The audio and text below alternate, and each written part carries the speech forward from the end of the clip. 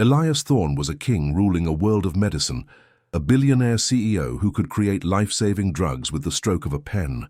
But every night, he went home to a silent throne, a golden wheelchair that held his paralyzed daughter, Clara.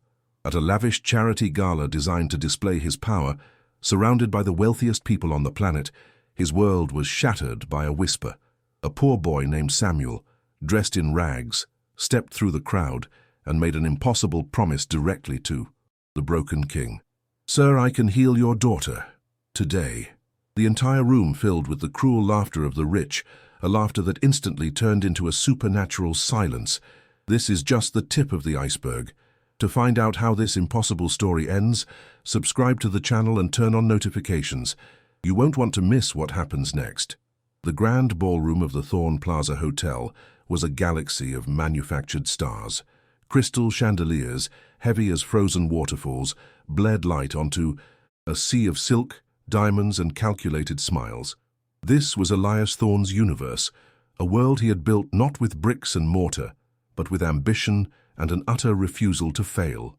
Tonight, he was its sun, the center of gravity around which every guest orbited. They were the titans of industry, the political giants, the gatekeepers of society, all gathered to witness his latest act of power, an act of public vulnerability. He stood at a podium of polished oak, a lion in a bespoke suit, looking out at the faces that both revered and feared him. His company, Thorne Dynamics, was a name synonymous with miracles. They had engineered drugs that halted the march of deadly diseases, crafted technologies that gave the blind a form of sight. Elias Thorne could move markets with a whisper and bend reality with his checkbook, but every ounce of that power felt like ash in his mouth, because across the room, seated near the front, was the one failure that defined him. His daughter, Clara. She was 12 years old, with her mother's gentle eyes and a spirit that before the accident had burned brighter than any star in this room. Now that light was dimmed, trapped within a body that had betrayed her. Her home was a state-of-the-art wheelchair, a throne of carbon fiber and cold steel that cost more than most cars. It was a constant, silent testament to her father's impotence. He could save the world, but he couldn't save his own child. He began his speech, his voice a perfectly modulated instrument of command and charisma.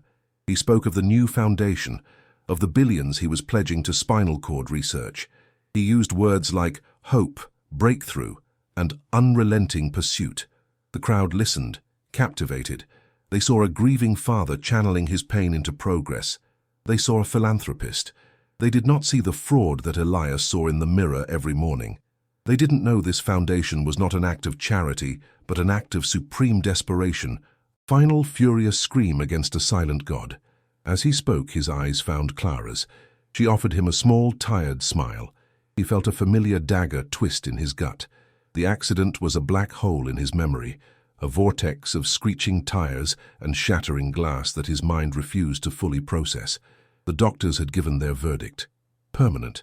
A word that Elias had never accepted in his life. For a year, he had waged war against it, summoning the greatest minds on the planet, funding, experimental treatments that pushed the boundaries of ethics. Nothing had worked. The throne remained. He finished his speech to a wave of thunderous applause.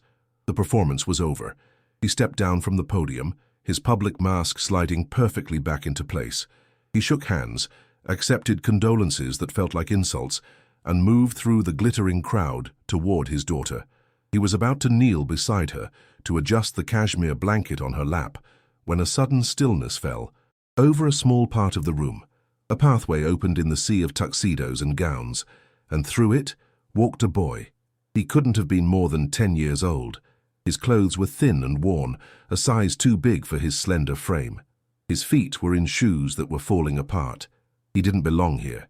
In this cathedral of wealth, he was a ghost from another world, a smudge of reality on a perfect canvas. Security guards began to converge, their faces tight with alarm. But the boy didn't seem to notice. His eyes, calm and impossibly old, were locked on one person, Elias Thorne. Elias raised a hand, stopping the guards. He didn't know why. Perhaps it was a flicker of curiosity, an annoyance he wished to deal with personally. The boy stopped a few feet from him, his gaze unwavering. There was no fear in his eyes, no awe. It was as if he was looking right through the billionaire, past the armor of wealth and power, and seeing the broken man inside. The silence was now a tangible thing, a heavy blanket over the entire ballroom. The boy's voice, when it came, was not a child's plea. It was a quiet, simple statement of fact that struck the room like a bolt of lightning. "Sir," the boy said, his voice clear and steady, "with all due respect, I can heal your daughter today." For a single frozen second, the universe held its breath. The statement hung in the air, audacious and insane. Then, from the back of the room, a single sharp laugh broke the spell. It was followed by another, then a ripple of chuckles, and then a wave of open, mocking laughter filled the grand ballroom. The great Elias Thorne, being played for a fool by a street urchin. But Elias wasn't laughing. A cold, dark fury was rising within him, a rage born of a year of sleepless nights and shattered hope. This boy had not just insulted him, he had desecrated the sacred temple of his grief. The child simply stood there, waiting, as the laughter swelled around him. The laughter of the powerful is a unique and terrible sound. It is not born of joy, but of judgment. It is the sound of a pack confirming its dominance, and it crashed down upon the small boy in waves of scorn. Elias Thorne let it wash over him, letting the sound sharpen his rage into a fine point. He saw the boy not as a child, but as an infection in the sterile, controlled environment of his life, an agent of chaos that had to be purged. He took a step forward, his shadow falling over the child. He lowered his voice into a predatory, calm, a tone his corporate rivals knew meant that ruin was coming. "You can heal her?" he purred, a cruel smile playing on his lips. He gestured expansively to the room, to the faces of men and women who held the world in their hands. "Dr. Alistair, the foremost neurosurgeon on the planet, is standing right there. He told me it was impossible. The brightest minds from Zurich to Tokyo, who have all studied my daughter's case, have told me it is impossible." He leaned down, bringing his face closer to the boy's, his voice dripping with venom. "But you, a boy in rags who apparently wandered in from the street, you have the answer they couldn't find. Please, enlighten us. What is your groundbreaking medical discovery? A magic word? A special prayer? Or are you just hoping for a handout?" The crowd murmured in agreement, their laughter turning into satisfied smirks. They were watching a king defend his castle, and they enjoyed the show. The boy, Samuel, did not flinch. He did not look away. He simply met the billionaire's gaze and held it, his expression one of profound, unshakable peace. This serenity only infuriated Elias more. "You're quiet now," Elias spat, straightening up and turning to address the room.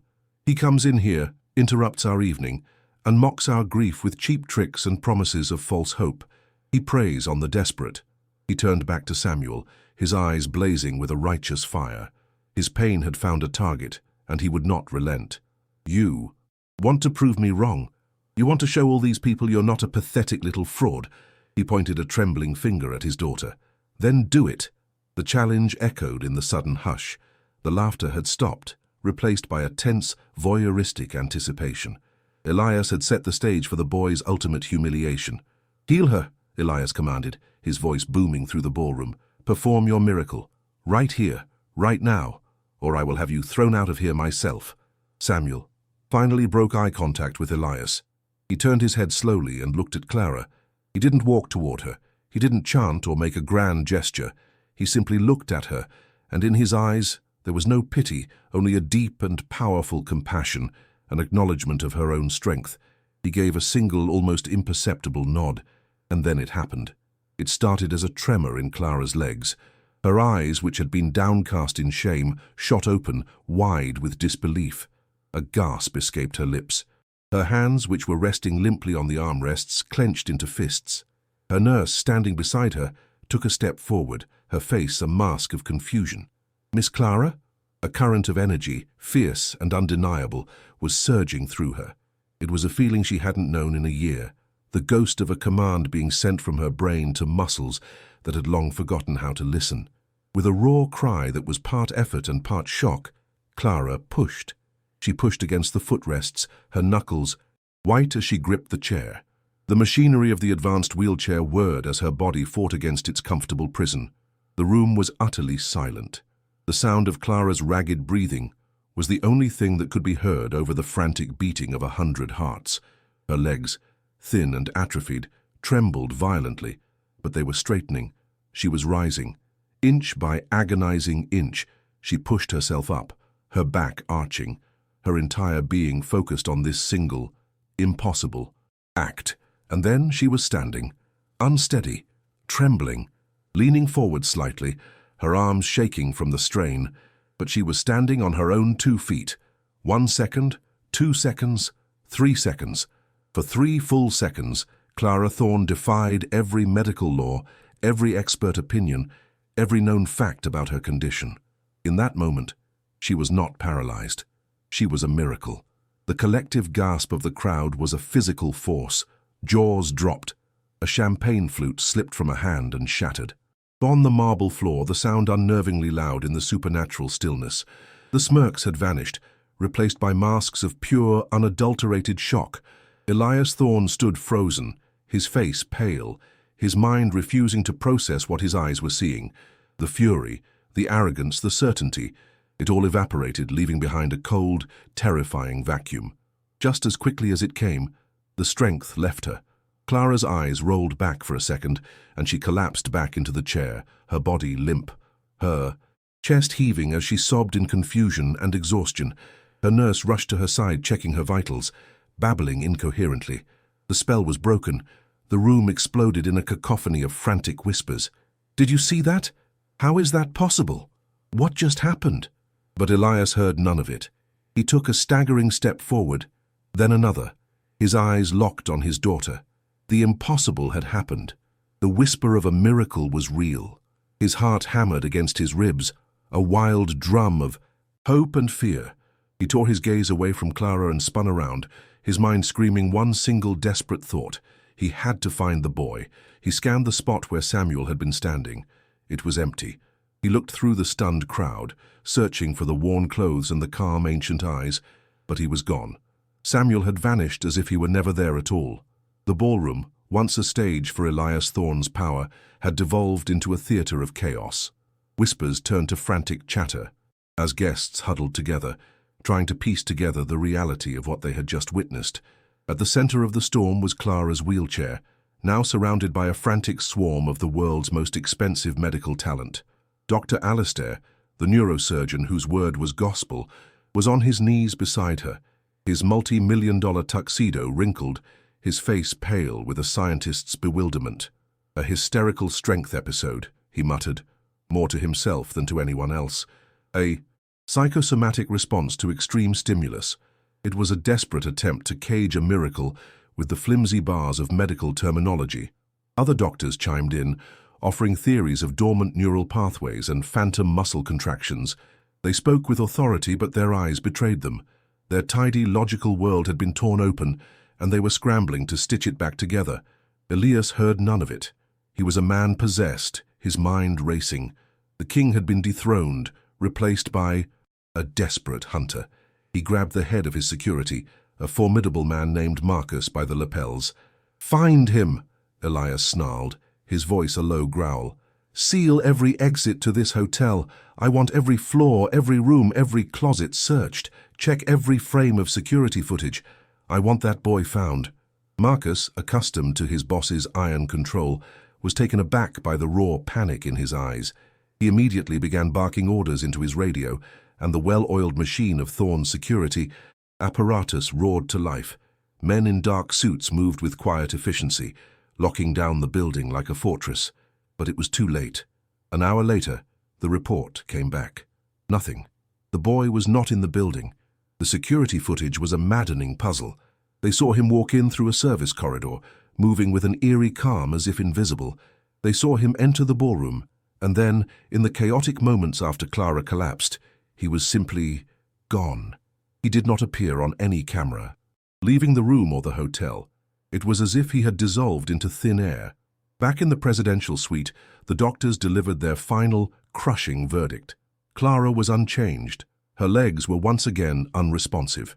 The neurological scans showed the same severe spinal cord damage as before. The 3 seconds of impossible strength had left no trace. It was a ghost event. A flicker in the matrix of reality, that now seemed like a collective hallucination. Dr. Alistair tried to explain it. Away again, but Elias cut him off with a wave of his hand. "Leave me," he commanded, his voice hollow.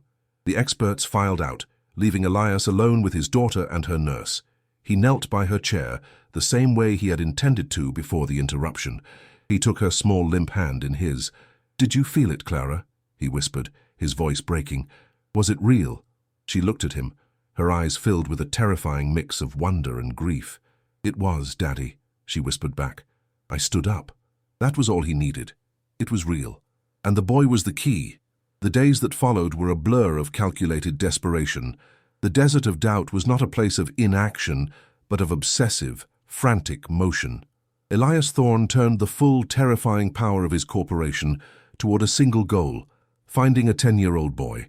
A command center was established in the main boardroom of Thorne Dynamics, the long oak table now covered in monitors and maps of the city. He hired the best private investigators money could buy, former intelligence agents who could find anyone. They cross-referenced facial recognition software with every public camera in the tri-state area. They ran background checks that didn't exist, searched for school records, medical records, a birth certificate. Nothing. The boy named Samuel was a ghost. He had no footprint in the digital world, no paper trail in the bureaucratic one. He did not exist. Elias stopped sleeping. He lived on black coffee and the raw, gnawing hunger for an answer. He neglected billion-dollar deals, ignored frantic calls from his board of directors. His empire, the source of his hollow power, was now just a tool, a means to an end. The world saw a reclusive CEO in crisis. His inner circle saw a man burning himself down to the studs, immolating his own life on the faint hope of a miracle. After a week of dead ends, the lead investigator stood before him, his face grim. "Mr. Thorne," he said hesitantly, "we've searched everything. There's no one matching his description. It's possible he's a transient, someone who lives completely off the grid. It could take years, or we may never find him." The words hung in the air, heavy and final. Despair, cold and absolute, began to seep into Elias's bones.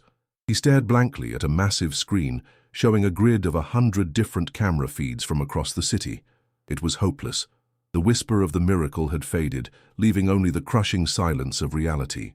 Just as the last ember of hope was about to die, a junior analyst in the corner of the room spoke up, his voice barely a whisper. "Sir, wait a second. Frame G47, can you enhance that?" Elias's head snapped up. On the screen, a grainy image from a forgotten traffic camera in a rundown industrial district was magnified.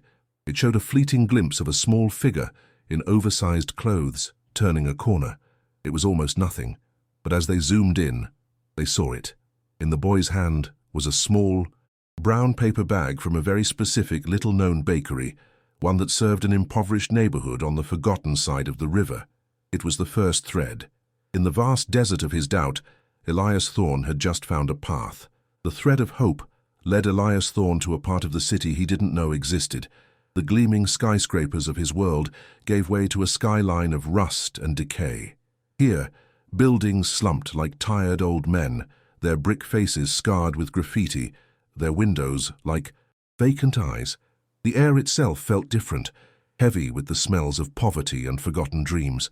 Elias sat in the back of his Maybach, a silent, bulletproof bubble of wealth, watching this other world slide by. For the first time, he felt like the alien, the intruder. He didn't send his investigators. He didn't send his security. This was a pilgrimage he had to make alone. He found the address from the bakery's delivery records, a dilapidated tenement building squeezed between a boarded-up laundromat and a pawn shop. He stepped out of the car, his $1,000 leather shoes landing on a cracked sidewalk littered with debris. He felt 100 pairs of eyes on him, a mixture of curiosity and deep-seated resentment. He ignored them and entered the building. The hallway smelled of damp concrete and boiled cabbage. He climbed 3 flights of stairs, the polished wood of the banister sticky beneath his hand. He found the apartment number 4B, its paint peeling. He knocked, and the door was opened by Samuel. The boy didn't seem surprised to see him. He simply stepped back, holding the door open as if he were expecting him. Elias stepped inside, and his world shrank to the size of a single small room. It was sparse, but clean. A small kitchenette was sectioned off in one corner. A threadbare sofa sat against one wall, and in the other corner, on a small bed, a woman was lying, her face pale and gaunt. A quiet, persistent cough shook her frail frame. This was not just a home. It was a sick room. "You found me," Samuel said, his voice a simple statement, not a question. Elias's carefully prepared speech, a mix of demands and offers of money, died in his throat. He looked from the boy to the sick woman, and a wave of unease washed over him. "Your mother?" he asked, his voice rough. Samuel nodded. "She's very tired." Elias took a step closer to the bed, drawn by an instinct he didn't understand. On the small nightstand, next to a glass of water, was an array of orange prescription bottles. As the CEO of a pharmaceutical empire, he could identify drugs by the shape and color of their pills alone. His eyes scanned the labels, and then they froze. He saw a name that made the blood drain from his face. Viridia, a Thorne Dynamics product. The world tilted on its axis.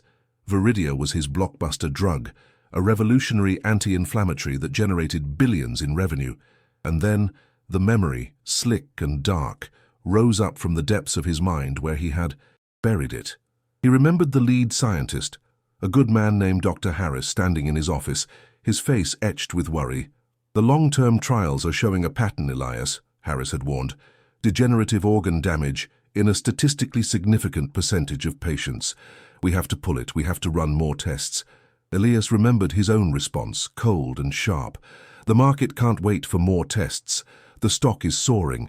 Mitigate the findings. Frame it as a manageable risk." He had threatened the man, questioned his loyalty, and in the end Harris had buckled.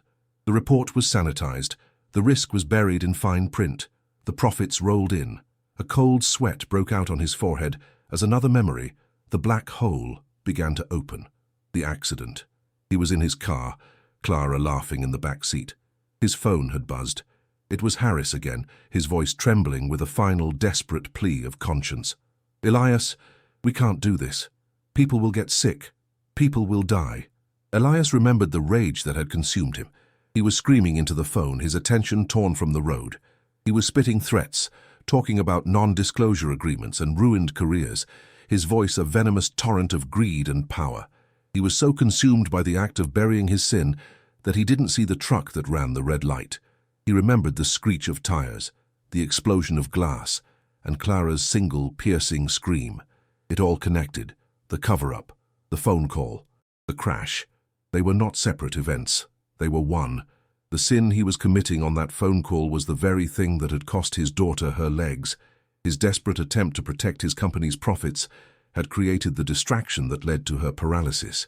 And here, in this tiny, impoverished room, was the other half of that sin. The consequence, the human cost of the data he had buried. Samuel's mother was not just sick. She was a victim, a casualty of his greed. The strength left. Elias's body. His legs gave out and he fell to his knees on the cold linoleum floor. The sound of his own ragged gasp filled the room. He was not a king. He was not a victim of fate. He was a monster, a common criminal whose actions had destroyed the two people now in this room, the boy who had offered him a miracle, and the daughter who was the center of his world. He looked up, his eyes blurred with tears of shame, and met Samuel's gaze. The boy was looking at him not with anger, not with hatred, but with a profound and knowing sadness. It was the look of a judge who had already seen the evidence and had long since reached his verdict. On the cold floor of a stranger's apartment, the empire of Elias Thorne crumbled into dust. The man who commanded boardrooms and bent nations to his will was gone, replaced by a sobbing, broken shell. Words spilled out of him, a torrent of confession poisoned by a lifetime of arrogance. He spoke of the reports he'd buried, the lives he'd considered collateral damage, the all-consuming greed that had driven him to sacrifice his own soul for a number on a stock ticker. "I'll give you everything," he choked out, his words barely coherent. "All of it. The money, the company. I'll set up a fund for your mother, the best doctors, anything. Just tell me what you want, please." He was speaking the only language he knew, the language of transactions. He was trying to buy his way out of hell, offering diamonds to a gatekeeper who had no need for them. Samuel listened. He stood with the stillness of a deep forest, his young face a mask of solemnity. He did not interrupt. He did not judge. He simply allowed the billionaire's confession to fill the small room, to hang in the air until its pathetic, desperate energy had completely dissipated. The boy's silence was more unnerving than any accusation could have been. It was a mirror, reflecting Elias's shattered self back at him. When Elias finally fell silent, exhausted and empty, Samuel took a small step forward. He looked from the weeping man on the floor to his sleeping mother, and then back again. His voice, when he finally spoke, was devoid of anger, yet it carried the weight of an ancient law. "This is not about money, Mr. Thorne," Samuel said softly. "The universe is not a business. You cannot trade wealth for a soul. It demands balance." The words struck Elias with the force of a physical blow. Balance. It was such a simple concept, yet it was something he had spent his entire life defying. He had taken without giving. He had built his shining world by casting a dark shadow over places like this. "What? What do I do?" Elias pleaded, his voice the raw whisper of a lost man. He looked up at the boy, his eyes begging for guidance. The great Elias Thorne, the master strategist, the man with all the answers, was asking a 10-year-old child for directions. In that moment, the power in the room shifted, completely and irrevocably. The king was on his knees and the beggar boy was on the throne. "It is not about your pain," Samuel continued, his gaze drifting to his mother. "You cry for your daughter. You cry for your own guilt. But my mother is the one who is sick. Your other victims are the ones who are suffering. Your healing cannot begin until theirs does." Elias felt the truth of those words pierce through the fog of his self-pity. For a year, his grief had been a selfish thing, a universe with his own pain at the center. He had never once considered the ripples his actions sent out into the world. He had never thought about the faces of the people represented by the decimal points in his risk assessment reports. "Tell me how," Elias said, his voice firming with the first glimmer of a new and terrifying purpose. "Tell me how to make it right. I will do whatever you say." Samuel looked at him, and for the first time, there was a flicker of something other than sadness in his eyes. It was a challenge. "You are a man who breaks things for profit, Mr. Thorne. You broke my family. You broke the trust of thousands of people who took your medicine. You broke yourself. Healing is about making things right." He paused, letting the weight of the task settle on Elias's shoulders. "You must start putting the pieces back together." Elias Thorne slowly got to his feet. The sobs had stopped. The panic had subsided, replaced by a heavy, cold clarity. He was no longer the master of the universe. He was a broken man who had just been given a monumental task, with no idea how to begin. He looked at the frail woman in the bed, then at the impossibly old eyes of her son. He nodded, a gesture of complete and utter surrender. He turned and walked out of the apartment, leaving his old life behind on that cold linoleum floor. As he stepped back out into the fading daylight, he felt the crushing weight of his guilt, but for the first time, it felt less like a punishment and more like a compass. It was pointing him toward a path he knew he had to walk, even if it led to his own ruin. For 2 days, Elias Thorne existed in a state of purgatory. He had confessed his sins to his victim, but he had not yet begun his penance. He waited. He put his entire corporate empire on hold, ignoring the cascade of panicked calls from his board. He did nothing but wait for Samuel to show him the first piece of the world he had to put back together. The call came on the 3rd day, and it was not a gentle instruction, but a cry for help. Samuel's voice was small and tight with fear. His mother had collapsed. She was in the city hospital, and the doctors were saying there was nothing more they could do. Elias arrived at the hospital in minutes, the power of his name parting the crowds of the emergency room like a wave. He found Samuel sitting on a plastic chair in a sterile corridor, looking smaller and more alone than ever. The doctor's diagnosis was grim. The cumulative damage from viridia had caused catastrophic organ failure. She had days, perhaps hours, left. The old Elias would have accepted this as a tragedy. The new Elias saw it as his first test. He retreated to a private waiting room, which had been cleared for him, and for the first time in his life, he used the full force of his empire not for profit, but for a singular, selfless purpose. He put his entire research division to work, not on a Thorne Dynamics product, but on finding a cure, anywhere in the world. The answer came back, within an hour, and it was a perfectly tailored piece of irony from the universe. There was one hope, a highly experimental treatment, a form of regenerative gene therapy that had shown incredible promise in early trials. It was the only thing that could possibly reverse the damage, and it was owned by his greatest and most bitter rival, Julian Croft. Croft and Thorne were the two titans of the pharmaceutical world, and their hatred for each other was legendary. Elias had publicly mocked Croft's research, calling it inefficient and financially reckless. Privately, he had spent hundreds of millions of dollars trying to bankrupt Croft's company through hostile market manipulation. To now go to this man and ask for his help was a humiliation Elias could barely comprehend. But he made the call. He met Croft in a sterile conference room, the air thick with years of animosity. Elias did not waste time. He explained the situation, not the whole truth, but enough. A patient was dying, and he needed Croft's drug. He made the only kind of offer he knew how. "I will fund your entire research division for the next 5 years," Elias said, the words tasting like acid. "Name your price. $1 billion, $2 billion. It doesn't matter. Just give me the treatment." Julian Croft looked at him, his eyes narrowed with suspicion. He saw the desperation in Elias, but he interpreted it as a trick, a Trojan horse. "You've spent a decade trying to bury me, Elias," Croft said, his voice cold. "And now you want to be my biggest investor. I don't buy it. I don't want your money." "This isn't about business," Elias pleaded, the act of begging a new and painful experience. "It's about a life." "Everything is about business with you," Croft countered. "But I will give you the treatment, for a price, just not a monetary one." He leaned forward, a predatory glint in his eye. He saw his chance to finally win their long and bitter war. "I want a public press conference," Croft said slowly, savoring each word.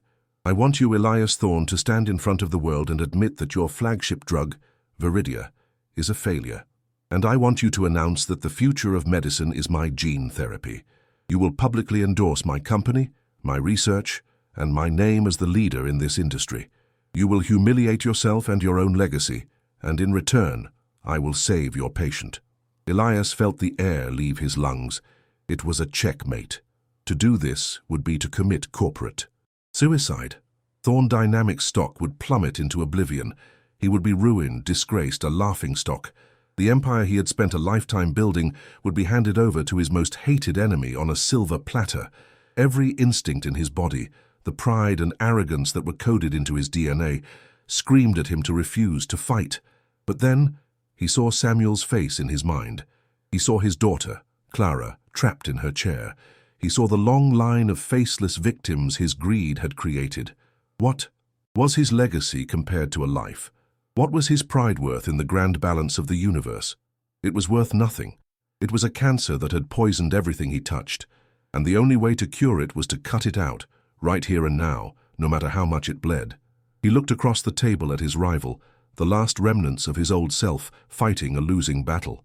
He took a deep, shuddering breath. "Fine," Elias Thorne said, his voice quiet but clear. "You'll have your pound of flesh." He stood up and walked out of the room. He pulled out his phone and made a call to his head of communications. His voice was steady, the voice of a man walking to his own execution. "Schedule a press conference for tomorrow morning at 9 a.m., he ordered. "International broadcast, no questions from the press. I have a statement to make." The press room was a feeding frenzy. Every major news network in the world had a camera pointed at the empty podium bearing the Thorne Dynamics logo. Journalists were packed shoulder to shoulder, their laptops open, their faces a mixture of cynicism and ravenous curiosity. The market was already in turmoil, with rumors flying about a hostile takeover or a corporate collapse. They had come expecting to report on a king's surrender to his rival. They were about to witness an execution. Elias Thorne walked onto the stage alone. He moved with a strange, calm deliberation, a man walking through the eye of his own hurricane. The room erupted in a blinding blizzard of camera flashes. The shouting of 100 reporters asking 100 different questions was a meaningless wall of sound. He reached the podium, placed his hands on either side of it, and waited. The chaos slowly subsided, replaced by a tense, expectant silence. He looked directly into the central camera lens, knowing that millions were watching. Julian Croft was watching from his office, a glass of champagne ready to be popped. Samuel was watching on a small television in the hospital waiting room. His own board of directors were watching, their faces ashen. "Good morning," Elias began, his voice steady and clear, amplified by the speakers. "I have not called you here today to discuss market forecasts or corporate strategy. I am here to tell the truth." He paused, letting the words settle. "For the last 3 years, my company, Thorn Dynamics, has marketed a drug called Viridia. It has been hailed as a success, a flagship product that has generated billions of dollars in revenue." He took a breath. "Julian Croft, CEO of Croft Medical, was right to question my research, and I am here today to publicly state that his work in regenerative therapy is the true path forward." In his office, Croft smiled, raising his glass. Elias had delivered, but he hadn't finished. "Mr. Croft demanded I tell you that Viridia was a failure," Elias continued, his voice dropping slightly, drawing the room in closer. "But that is not the whole truth. A failure is an accident, a mistake. Viridia was not a mistake. It was a lie." A collective gasp went through the room. Julian Croft's smile vanished. "Before we brought Viridia to market," Elias said, his voice now ringing with the terrible clarity of confession, "I was presented with internal data that showed a significant risk of long-term, degenerative side effects. Our own scientists warned me. They told me we needed more tests, that people could be harmed. I was given a choice between protecting public health and protecting our stock price, and I chose the stock price." The room was utterly silent now, save for the frantic, muted clicking of 1,000 keyboards. This was no longer a corporate story. It was a criminal confession. "I personally ordered those findings to be buried," Elias declared, his gaze unflinching. "I threatened the careers of good scientists to ensure their silence. Thorn Dynamics, under my leadership, willfully and knowingly sold a dangerous product to the public. Every dollar we earned from Viridia is tainted. This was not a corporate failure, it was my failure. The responsibility is mine and mine alone." He had gone far beyond the crossroads. He had torched the entire map. He announced the immediate and total recall of Viridia from every market on the globe. He then announced the thing that would truly destroy him. He was establishing a compensation fund for every single person who had been harmed by the drug. To seed it, he was liquidating his entire portfolio, his properties, his art collection, his shares in the company. He was giving every penny of his personal fortune back. "It will not be enough to undo the damage I have caused," he said, his voice thick with an emotion that wasn't regret, but resolve. "But it is a beginning. It is the first piece I can put back." He finished speaking. The room remained silent for a beat, a collective moment of stunned disbelief. Then it exploded, a tidal wave of noise and chaos as reporters screamed. Questions, their professionalism shattered by the sheer magnitude of the scandal. Security moved to escort Elias from the stage, but he stood for a moment longer, looking out at the storm he had created. And in that moment, he felt a strange and profound sense of peace. The crushing weight that he had carried on his shoulders for years, the weight of the lies, the guilt, the fear of discovery, was gone. He was ruined. He would face lawsuits that would last a lifetime. He would almost certainly go to prison. But as he stood there, stripped of his wealth, his power, and his reputation, he felt something he had never known. He felt free. As the security detail finally reached him, gently guiding him away from the podium, a vibration started in his pocket. It was his personal phone, the private number known only to his daughter's nurse and a handful of others. In the midst of the loudest moment of his life, he pulled it out and looked at the screen. It was Clara's nurse calling. "Elias." Thorn answered the phone as his security team hustled him through a backstage corridor, a human shield against the pandemonium he had unleashed. The voice on the other end was not a voice at all, but a frantic, joyful sob. It was Marie, Clara's private nurse. "Mr. Thorn," she gasped, her words tangled with tears. "Oh my God, sir. It's Clara. You have to get here. You have to see this. Now." "Marie, slow down," Elias said, his heart seizing in his chest. "What is it? Is she all right?" "She's more than all right," the nurse cried, a hysterical laugh bubbling through her tears.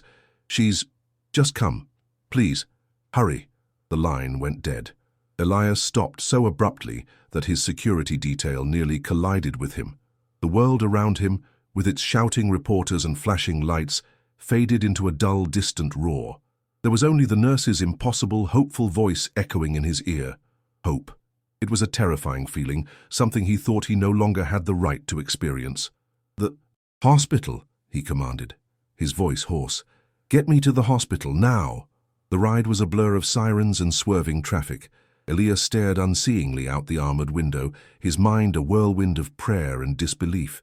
He tried to temper the hope, to protect himself from what could be a misunderstanding or a cruel twist of fate, but he couldn't stop replaying the timing of the call in his head. It had come at the very second his confession had ended, the moment his old life was officially over, the moment he had finally paid his debt. He burst out of the car before it came to a complete stop, sprinting through the hospital doors. He didn't wait for the elevator, taking the stairs to the pediatric wing 2 at a time. He reached Clara's room, his lungs burning, his hand trembling as he pushed open the door, and then he froze. The room was quiet. The television was off. Marie, the nurse, was standing by the window, her hands pressed to her mouth, tears streaming down her face. Samuel was there, sitting in a chair in the corner, his expression calm and serene. But Elias barely registered them. His eyes were locked on the figure standing in the center of the room. It was Clara. She was not in her wheelchair. She was standing, her feet planted firmly on the floor, one hand resting lightly on the edge of her hospital bed for balance. She was wearing a simple hospital gown. Her hair was a mess, and she was the most beautiful thing Elias had ever seen. She turned her head as he entered, and a smile of pure, radiant light spread across her face. "Daddy," she whispered. Elias couldn't breathe. He couldn't move. He could only stare as his daughter, his beautiful, paralyzed daughter, took her hand off the bed. She stood, unsupported, trembling slightly but upright. She lifted her right foot, a small, hesitant motion, and placed it in front of her, then her left. She was taking a step, then another. It wasn't a graceful walk. It was the clumsy, miraculous gait of a newborn fawn, a triumph of will over a body long dormant. She was walking toward him. Every step she took was a lifetime. Every inch she closed the distance between them was a universe of healing. The cold, empty space inside him, the space that had been carved out by guilt and grief, began to fill with a warmth so intense it felt like he might break apart. She reached him, her small body stumbling into his arms. He caught her, collapsing to his knees, wrapping his arms around her, as if he could weld them together. He buried his face in her hair, and for the first time since she was a baby, he held his standing daughter. A raw, guttural sob of pure, unadulterated joy tore itself from his soul. She was real. She was whole. "How?" he finally managed to ask, looking up at the nurse through a blur of tears. Marie just shook her head, still unable to form sentences. We were watching the press conference," she stammered. "The moment you finished speaking, the very second, she said she felt something, a tingle, then a warmth. She said, 'Marie, I think I can feel my toes.' And then, this." Elias held his daughter tighter, the truth of it washing over him. Balance. The universe demanded balance. His act of public sacrifice, of making things right for the world he had broken, had been the key. His spiritual healing had manifested as her physical one. The cure was never in a pill or a syringe. It was in an act of selfless redemption. He looked over. Clara's shoulder and his eyes met Samuel's. The boy had not moved. He simply watched them, a gentle, knowing smile on his face. Elias Thorne had lost an empire, his fortune, and his name. But as he knelt on the cold hospital floor, holding his healed daughter in his arms, he knew with absolute certainty that he had finally gained everything. 5 years later, the name Elias Thorne was a ghost, a footnote in the annals of corporate history associated with the biggest scandal of the decade. Thorne Dynamics had been dismantled, its assets absorbed by competitors, its name a permanent stain. The man himself, after serving a 3-year prison sentence for fraud, had vanished from the public eye. Most people assumed he was living in disgraced exile, a fallen king hiding from the world he once ruled. They could not have been more wrong. The man who now called himself Eli lived in a small, simple house on a quiet suburban street. The bespoke suits were gone, replaced by simple shirts and worn denim. The lines of arrogance and stress on his face had been softened by time and humility, replaced by the gentle creases of a man who smiled easily. The cold fire in his eyes had been extinguished, and in its place was a calm, steady light. He was not in exile. He was free. His new office was not on the top floor of a skyscraper, but in a rented storefront in the same part of the city where he had once knelt on a linoleum floor. The sign on the window was simple: The Balance Project. It was a small non-profit advocacy group dedicated to helping the victims of corporate negligence. It was underfunded, perpetually busy, and the most important work he had ever done. He wasn't alone. His partner, a tall, whip-smart young man of 15 with calm, knowing eyes, was Samuel. The boy's mother had made a full recovery, and the bond forged between the broken billionaire and the quiet child had solidified into a unique and powerful partnership. Samuel, with his innate sense of justice, was the soul of the operation. Elias, with his intimate knowledge of how corporate giants tried to hide their sins, was its strategist. Together, they fought for the people the world forgot. The third member of their team was the heart of the project. Clara, now a vibrant 17-year-old, moved with a grace that belied the years she had spent in a wheelchair. The miracle of her healing had not just restored her body, it had ignited a fire in her soul. She was a passionate, tireless advocate for the patients they helped, her own story a powerful testament to the hope they offered. She was studying to become a lawyer, and no one doubted that she would one day be a force of nature. The final scene of this chapter of their lives was not a dramatic one. It was a quiet Tuesday evening. The three of them were working late, packing boxes with legal documents for a family taking on a powerful chemical company. The office was cluttered, the coffee was cheap, and they were happy. Elias paused, looking at Clara and Samuel laughing together as they argued over the proper way to seal a box. He felt a wave of gratitude so profound it was almost painful. He had lost a fortune of billions, but he had gained a wealth that could not be measured. He had his daughter, whole and vibrant. He had a purpose that filled him with pride instead of shame. He had balance. He walked over to the window and looked out at the city lights, the same lights that once represented his power and ambition. They looked different now. They were no longer a kingdom to be conquered, but a community to be served. The king was gone, and in his place was a father, a friend, and a man who was, at long last, at peace. His new dawn had not been a gift, but something he had earned. He had walked through the fire of his own making and had emerged on the other side, finally and completely healed. If you liked this story, don't forget to subscribe to the channel for more exciting videos like this one. Leave a like to support us and turn on notifications so you don't miss anything new. This helps us continue to create the best for you. Until the next video.